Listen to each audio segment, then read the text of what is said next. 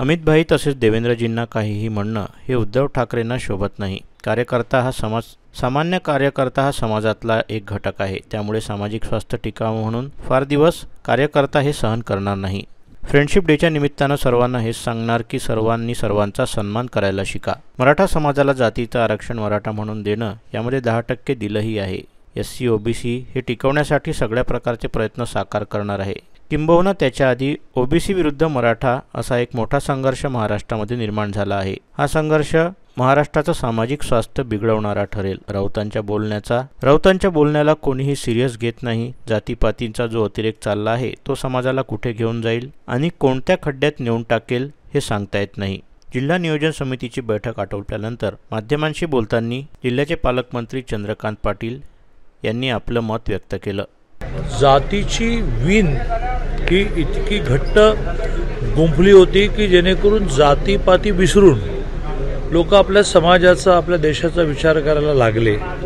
अशी महाराष्ट्रीय परंपरा, त्या महाराष्ट्रामध्ये पूर्ण ही जातीची वीण जी आहे ती विस्कटण्याचं काम सगळ्यांकडून चाललेलं आहे। आणि राजकीय स्वार्थ वेगळा, परंतु सामाजिक स्वास्थ्य महत्त्वाचं। आणि त्यामुळे प्रकाश आंबेडकरांनी काय स्टेटमेंट दिलं याचा मी अभ्यास केला पाहिजे, ते अभ्यास न करता म्हणणं अन्यायाचं होईल। पण इन जनरल मी म्हणतो, प्रकाश आंबेडकर म्हणत आहे की जातीपातींचा जो अक्षरशः अतिरेक चाललेला आहे तो समाजाला कुठे नेऊन जाईल, कुठल्या खड्ड्यात नेऊन टाकेल हे कळणार नाही। मी गेले 2 दिवस हेच मांडतो आहे की माणसाने तेच बोलावं पण नीट बोलावं। ते नीट नाही बोललं तर सामान्य माणसाला आवडत नाही। समोर बसणारा कार्यकर्ता असतो, चाहता असतो, तो टाळ्या वाजवतो, त्याच्यावर लोकांना आवडते असं नाही।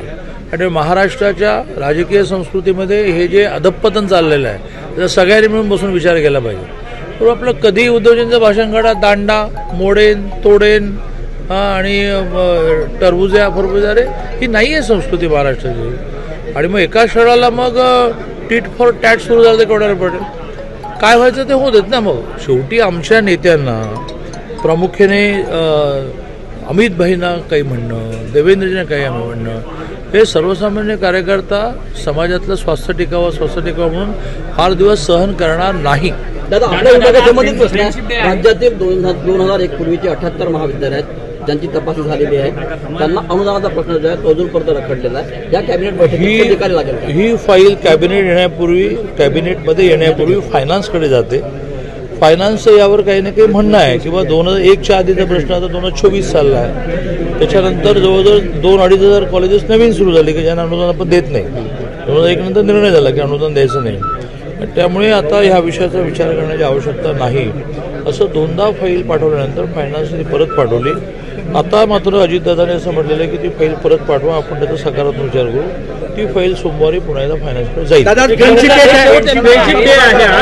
तुमच्या मित्रांना कसा संदेश द्याल तुम्ही? फ्रेंडशिप डेच्या निमित्ताने सगळ्या मित्रांना, सगळेच माझे मित्र, तुम्ही माझे मित्र आणि विदिन पार्टी मित्र, आउट ऑफ पार्टी मित्र, सगळ्यांना एवढा संदेश देईन की एकमेकांना सन्मान द्यायला शिका। मी कोणाही वकिलाला न घेता, कारण 14 ते 19 तर मराठा आरक्षण आणि मराठा सुविधा विषयामध्ये सबकमिटीचा मी चेअरमन होतो आणि आताही सबकमिटीचा मी चेअरमन आहे, आताही चेअरमन। तर मला काय वकील लागणार नाहीत, पण त्यांनी त्यांचे तज्ज्ञ घेऊन बसावेत आणि ह्या सगळ्या विषयामध्ये योग्य मार्गदर्शन, योग्य मार्ग सर्वांच्या चर्चेतून निघेल। मानसिक संतुलन कोणाचं बिघडलं असं संजय राऊतांनी म्हटलेलं आहे। विधानसभा निवडणुकीमध्ये ते कळेल आणि शिंदे राज ठाकरेंची जी भेट झालेली आहे ती देवाणघेवाणीसाठी झाली असं देखील राऊतांनी म्हटलेलं आहे। राऊतांच्या म्हणण्यावर अगदी सुरुवातीच्या काळामध्ये एक ग्लॅमर म्हणून लोक सकाळीच राऊत काय म्हणतात बघायचे, तुम्ही राऊत काय म्हणतात दाखवायचे। आता लोक म्हणतात ह्याला काय म्हणायला येईल ते बोलतात। राऊतांच्या बोलण्याला आता कोणी सिरियसली घेत नाही। त्यांनी फडणवीसांवर टीका केलेली आहे, त्यावर फडणवीस म्हणाले होते की उद्धव ठाकरे मी जरा आधी यांच्या बोलण्याच्या करेक्शनमध्ये मला एक मुद्दा मांडतो की राज्यामध्ये मनोज जरांगे पाटलांचं आंदोलन, उपोषण हे अनेक दिवस चाललं आहे। एक धक्कादायक आकडेवारी समोर येते आहे जी मी अनेक वेळेला मांडली। एक शासकीय जाहिरात काही महिन्यांपूर्वी शासनाने मराठा समाजाला कोणत्या सुविधा दिल्या याची जाहिरात करताना मी एका ठळक चौकटीमध्ये 10% आर्थिक मागासांच्या आरक्षणामध्ये 3 वर्ष आर्थिक मागासांचं आरक्षण केंद्राने सुरू केल्यापासून 3 वर्ष 8-8.5% मराठा समाजाला मिळतं. याचं कारण ज्यांना जातीचं आरक्षण आहे त्यांना आर्थिक मागासामध्ये अप्लाय करता येत नाही. मग आर्थिक मागासामध्ये 31च जाती उरतात. त्यातल्या 3 मोठ्या जाती मराठा, ब्राह्मण, लिंगायत. त्यातल्या ब्राह्मण लिंगायतांचं उत्पन्न हे बहुधा फार कमी जणांचं 8 लाखाच्या आतलं असतं, त्यामुळे ते अप्लाय करू शकत नाही. मग 8 लाखाच्या आत उत्पन्न असणारा, जातीचं आरक्षण नसणारा मराठा, गरीब मराठा अप्लाय करू शकतो आणि त्यातून त्याला 8.5% मिळत होतं.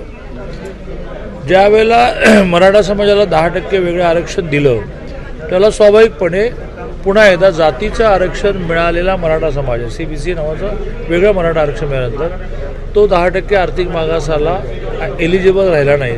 तो आता 10% आर्थिक मागाचा फायदा घेऊ शकत नाही. परिणामी उरलं कोण? तर 31 मधली एक जात गेली तर 30 मधल्या 3 मोठ्या जातीतले उरल्या 2 मोठ्या जातींचं 8 लाखाच्या खाली उत्पन्न सहसा नसते म्हणून उरल्या 28.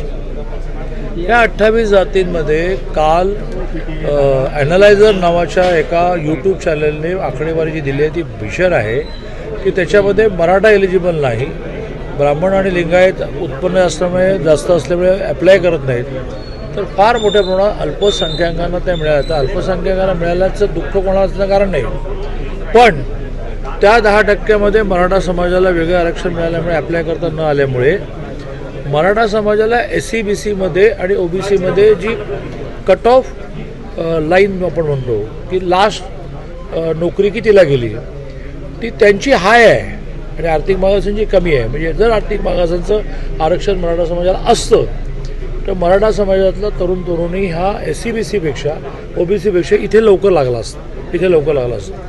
आणि त्यामुळे माझं अजूनही म्हणणं आहे की मराठा समाजाला जातीचं आरक्षण मराठा म्हणून देणं, याच्यामध्ये 10% दिलंही आहे SC-BC, त्याची ते टिकवण्यासाठी सगळ्या प्रकारचे प्रयत्न सरकार करणार आहे. किंबहुना त्याच्या आधीचं देवेंद्रच्या काळातलं रिझर्वेशन फेटाळताना सुप्रीम कोर्टाने जी निरीक्षणं नोंदवली त्याचा विचार करून 10% दिलं, त्यामध्ये टिकेल.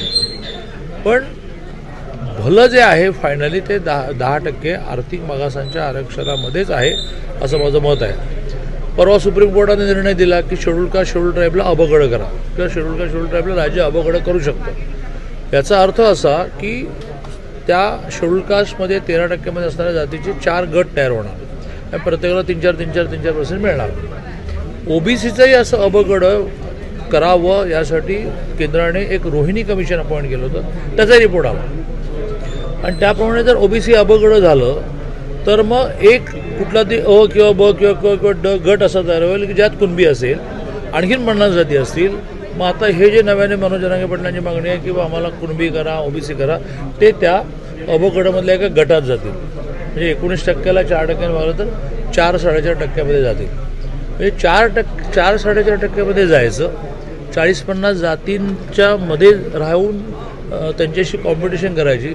त्यापेक्षा 10% SC-BC किंवा 10% आर्थिक मागास रिझर्वेशन, ज्यात आपल्याला 10% पूर्ण आर्थिक मागासामध्ये 8.5% पूर्ण मिळत आहे. यावर मनोज जरांगे पाटील साहेबांनी विचार केला पाहिजे. समाजाचं नाही तर नुकसान होईल. आणि सगळ्यात महत्त्वाचं म्हणजे हे सगळं नीट समजून घेण्यासाठी मी आत्ताही मी सांगत असताना इतकं सलग सांगितलं की त्यामुळे काही गोष्टी लक्षात आल्या नसतात. ऑन टेबल बसायला पाहिजे की कशामध्ये भलं आहे, काय कोर्टात टिकेल, काय सुप्रीम कोर्टात टिकेल, काय घटनेच्या चौकट टिकेल, असं करायला पाहिजे. म्हणजे आता OBC विरुद्ध मराठा असा एक मोठा संघर्ष महाराष्ट्रामध्ये निर्माण झाला आहे आणि ते सगळं समाजाचं स्वास्थ्य बिघडवणारं ठरेल.